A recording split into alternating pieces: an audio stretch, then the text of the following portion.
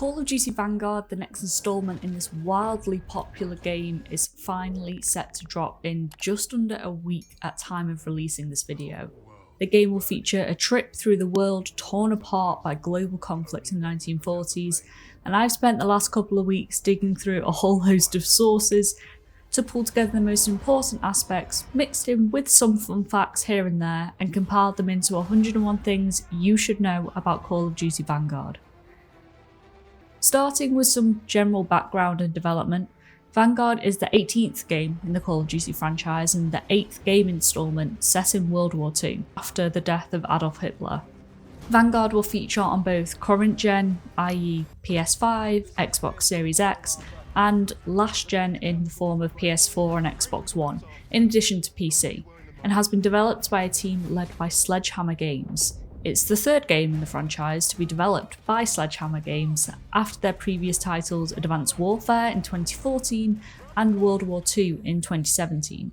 Now, Sledgehammer was originally expected to lead Call of Duty 2020 in line with the regular 3-year developer cycle that sees Infinity Ward, Treyarch, and Sledgehammer Games take charge on a rotating basis each year, but conflicts between Sledgehammer and Raven Software saw Treyarch given control and Cold War was the result.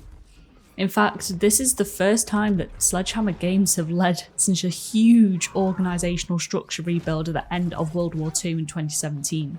And this isn't to cause concern or worry about if they're capable. They've proven themselves to be incredibly good listeners to feedback, highly responsive in their changes, something which the community feels like it's been crying out for the past couple of years. Vanguard itself is built on an upgraded version of Modern Warfare's IW8 engine. The upgrade sees detailed photorealistic, reactive and destructible environmental details and textures, along with a damage system that responds to bullet impacts hitting different surfaces.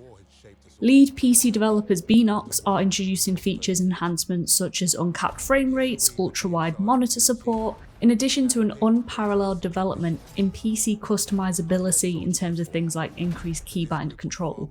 And of course, Vanguard information itself was leaked in August from numerous insider sources, which finally allowed us to witness that Call of Duty did have a sense of humour as they poked fun of these leaks. Moving on to the campaign and the story side of the game, the campaign is set across 4 major theatres of war. You have the Pacific Front, the Eastern Front, the Western Front, and the North African campaign. We will experience the campaign through a handful of main characters, each of these based on a real person. There's Captain Wade Jackson, an American pilot based off the Navy Cross awarded pilot Vernon L. Michael. Heading over to Britain, we meet Sergeant Arthur Kingsley, who is modelled on Sidney Cornell, who is based with the 7th Parachute Battalion, and his right-hand man, Sergeant Richard Webb, based on Terence Otway, best known for his commanding role of the paratroop assault on the Merville Battery on D-Day. In the Red Army, we meet Polina Petrova, a sniper based on Ludmila Pavlichenko. A quick fun fact about Pavlichenko is that she's credited with 309 confirmed kills, making her the most successful sniper in history and earning her the nickname Lady Death. And finally, we head to the Southern Hemisphere to meet Lucas Riggs, an Australian in-game but actually derived from New Zealand native Charles Upham. We'll also be introduced to other operators at the start, such as American Daniel Yatsu, the British soldier only known as Baker, and the presumably German Roland Zymet. Speaking of Germans, the main antagonist of the story is, and this is a bit of a mouthful, Oberst Gruppenführer Hermann Wenzel Freisinger. His goal, once you get through his name, is to rebuild the Nazi Party following Hitler's death and Berlin's collapse. The character of Freisinger himself is loosely based on Heinrich Müller, the highest ranking Nazi whose body was never officially recovered as the war drew to a close. According to the narrative team from Sledgehammer Games, the campaign will emphasise presenting multiple points of view, highlighting untold stories of the war from multinational perspectives. You should also expect to not always be on the front line, as associate narrative designer Belinda Garcia says, "You assume that it's always on the front lines, and I think what our narrative does really well is show that the war was fought everywhere, It was fought in civilian places, and it affected people at home. In fact, during scriptwriting sessions, narrative designers would roleplay the script saying, "We all sort of ended up owning a character, and we came up with a much stronger script." The soundtrack is also expected to play a meaningful part in the campaign. Composer Bear McCreary brought together the soundtrack and did so with a wealth of experience, having worked on titles like God of War and TV shows like The Walking Dead. In fact, he said he was able to create raw, exposed themes for each character while still creating a sweeping, epic score for the rest of the game. He describes the main theme as emotionally ambiguous, leaning deeper into the danger and panic of combat rather than just the heroism, which should feed into the storylines centering on the devastation of real people in World War II. Within the gameplay itself, new features allow players an advanced strategic approach in combat, such as blind firing, breaking environmental elements to gain the edge on opponents, or scaling walls to create new paths to complete objectives. Whilst the overarching storyline is set after the fall of Berlin, the campaign reveal actually saw Polina Petrova navigate the invasion of Stalingrad in 1942 in a mission called Stalingrad Summer, and expect to see more of these familiar World War II moments kind of interwoven into the storyline. These well-trodden scenes in video games are used to springboard into the Vanguard storyline of post-Hitler wartime. As we advance through the campaign, we will experience the story of ordinary soldiers banding together to become heroes, and ultimately the originators of special forces in the form of Task Force 1. Moving on to the multiplayer side of action, let's kick it off with the 20 maps we're going to see at launch. This is double the maps we saw with Cold War's release, which launched with 10 in total, 8 6v6 maps and 2 fireteam maps. In Vanguard, 16 of these maps will be for core game modes and 4 are specifically made for the new game mode Champion Hill. We've been introduced to 4 of these maps previously in the form of Eagle's Nest, Gavutu, Hotel Royal and Red Star. And a little side fact about Gavutu is that the map itself is set within the Pacific Front. Despite this, corpses of German soldiers can be seen scattered throughout the map. In addition to these 4 maps we've already been introduced to, 2 other maps have been confirmed as remastered World at War maps. These are Castle, a map based in Imperial Japan, and Dome, situated atop the Reichstag in Germany. Champion Hill is set to replace the gunfight game mode that was included over the past 2 titles. It sees small teams take part in a round-robin deathmatch to find the last team standing and a sort of beefed-up gunfight tournament. It also introduces buying equipment, weapons and perks to aid you and your team in rounds as the competition progresses. Within core game modes, we see Patrol introduce a twist on headquarters that sees teams earn points by capturing a steadily moving zone around the map. Vanguard presents, for the first time, a feature called Combat Pacing, allowing players to choose the intensity and density of core multiplayer games. These are predefined features ranging from tactical for slower paced traditional 6v6 gameplay, moving to assault at a 10v10 or 12v12 player count, and ending with Blitz, which promotes fast paced, high density and quite frankly chaotic gameplay. The regiment system will be carried forward and repurposed into a clan system in Vanguard, and it will feature bespoke progression of elements like Battle Pass related rewards that you can unlock for the entire group, something to work towards as a collective instead of just being in a regiment and that is where it ends. Operators now also have their own XP system separate from the regular weapon, battle pass and clan XP. Players can level up their favourite operators, unlock unique skins, finishing moves, cosmetics, that kind of stuff. In Polina's case, for example, if you use the 3-line rifle, which is her favourite weapon, you'll receive additional XP bonuses for playing with both the rifle and as Polina. Speaking of levelling up and XP, the prestige system within Vanguard is still very much shrouded in some uncertainty, but a few different articles and sources suggest we're more likely to see a prestige system mirroring that of Cold War's seasonal prestige system instead of a traditional one found in older CODs, and as a long-term Call of Duty player that personally upsets me a fair bit. Now, factions didn't feature in the beta to some substantial criticism from the player base, but we do expect to see them in full release, thank God. The confirmed factions so far are the Soviet Union, the US Navy, the British Army, Task Force 1, Nazi Germany and the Empire of Japan. Gunsmith is also upgrading, or at the very least evolving, offering 10 attachment slots for most weapons, creating thousands of possibilities across the game, which, in theory, is created to allow every player to cater to their own very unique personal playstyle. And whether that will actually happen or it'll just make finding the best guns much harder, we'll have to wait and see. An old friend in Captain Carver Butcher will be making a return in the game. He was previously seen as the quartermaster of the headquarters in World War II. You may have noticed he is currently the multiplayer announcer within Vanguard, but it remains to be seen if that's as far as his involvement in the title will be, or if we'll see something similar to what he was in World War II.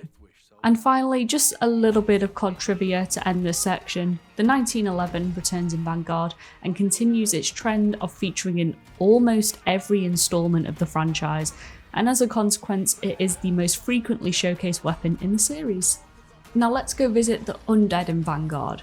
Zombies in this game are primarily developed by Treyarch, not Sledgehammer. Treyarch's experience with zombies in COD goes way back to 2008 in Call of Duty World at War, so I'd say it's in experienced hands if nothing else. In the reveal trailer, we see a Nazi captain identified as Von List using a special relic to gain knowledge and the ability to raise the dead. This story acts as a prequel to the Dark Ether storyline currently present in Cold War, and the first map we'll actually get to see is Def Anfang, which, apologies if I'm butchering that pronunciation, it handily translates into the beginning. Now, Def Anfang takes place following the discovery of Project Endstation by the Nazis, where various Dark Ether artifacts are reawakened, allowing powerful entities to reach out to our world. The story takes a small band of operators to Stalingrad in 1944, where they battle Von List and the entity he has bonded with, Cortifex the Deathless, as they try and summon soldiers from beneath the city. The band of operators also forge similar bonds to Dark Ether entities as Von List and Cortifex do, such as entities like Nauticus the Conqueror, Cortifex's sworn enemy. We'll also get to meet some other devious entities such as Sarixis the Shadow, a trickster who sees humans as entertainment, Invicta the Destroyer, a true warrior who's pretty much always out for blood, and Belikar the Warlock, a master of Dark Ether magic. And these entities will play an important part in the player's adventure.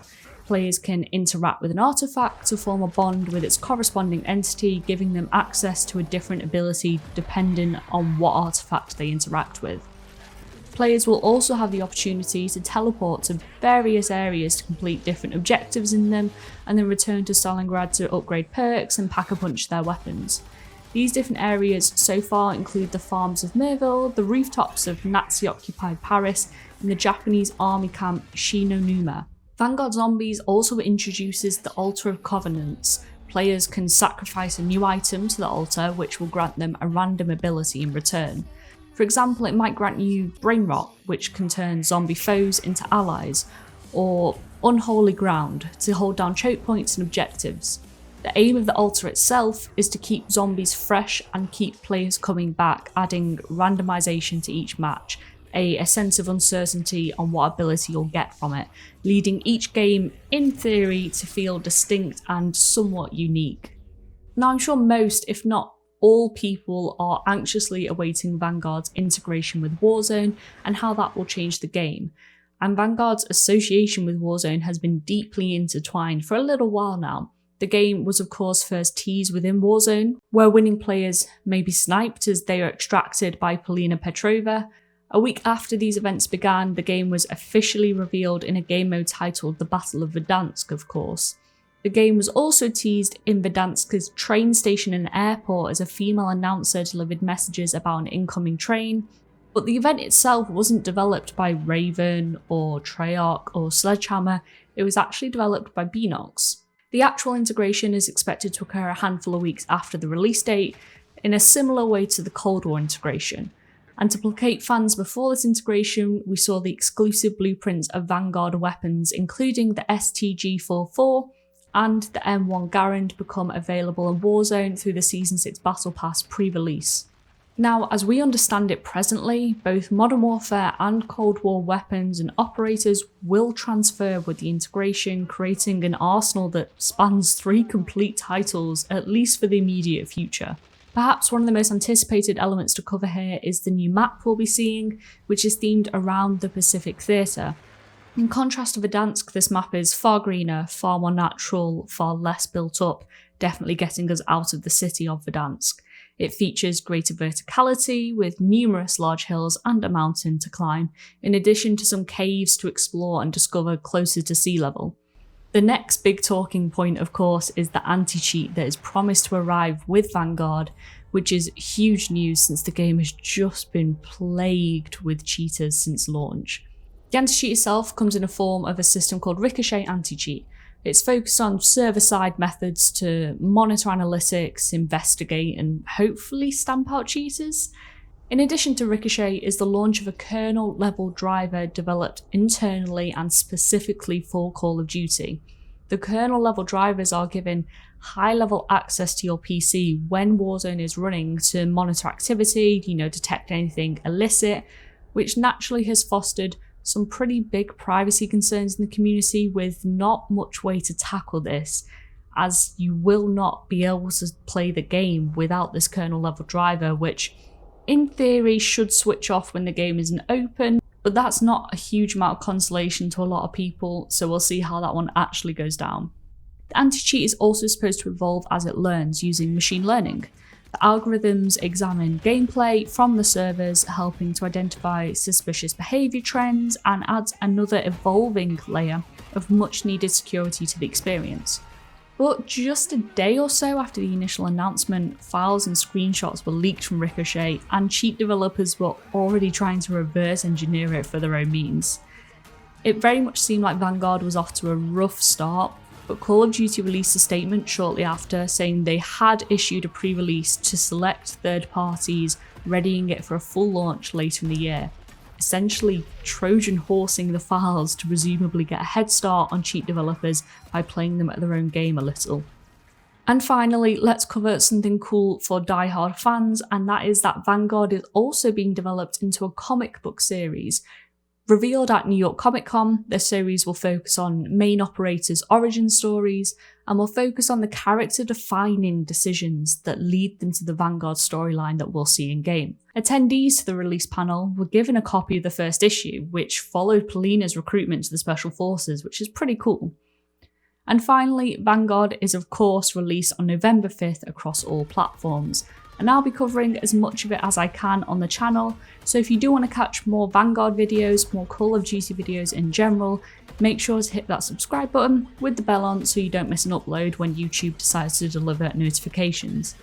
But I want to know, what are you most excited for in Vanguard? Let me know in the comments down below. Personally, I'm interested to see how the multitude of attachments will affect gameplay in both multiplayer and Warzone. Before I do end this video though, I have recently launched channel members fully and properly, so if you do want to support the content, see more videos like this, you can click join and directly contribute. You'll get benefits like behind the scenes, community only posts and videos, direct feedback into videos for example. You can also find me across social media at eSmudger, same as this YouTube. As always, I hope you have a good day. I'll see you in the next one. Bye.